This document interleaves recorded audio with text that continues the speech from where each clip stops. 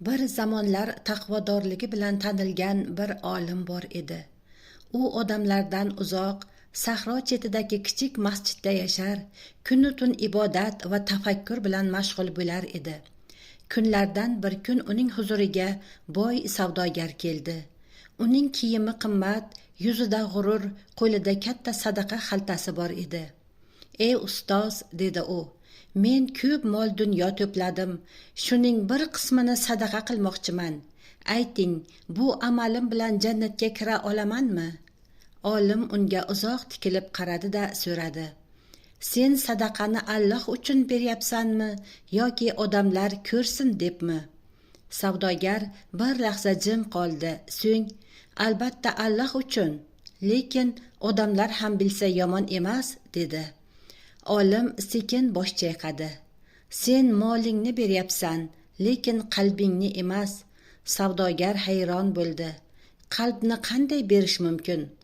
Olim javob berdi: "Agar sening sadaqang seni kamtar qilmasa, agar u qalbingda rahm uyg'otmasa, agar u seni Allohga yaqinlashtirmasa, u faqat qo'l harakatidir, ibodat emas."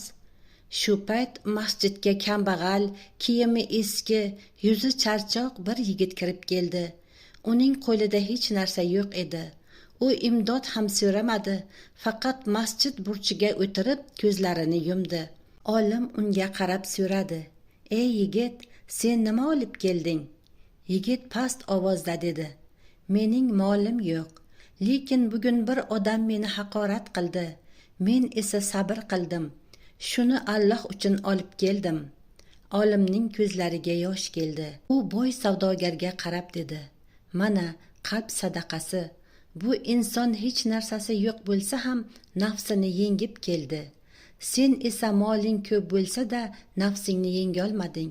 Savdogarning yuzi qizardi.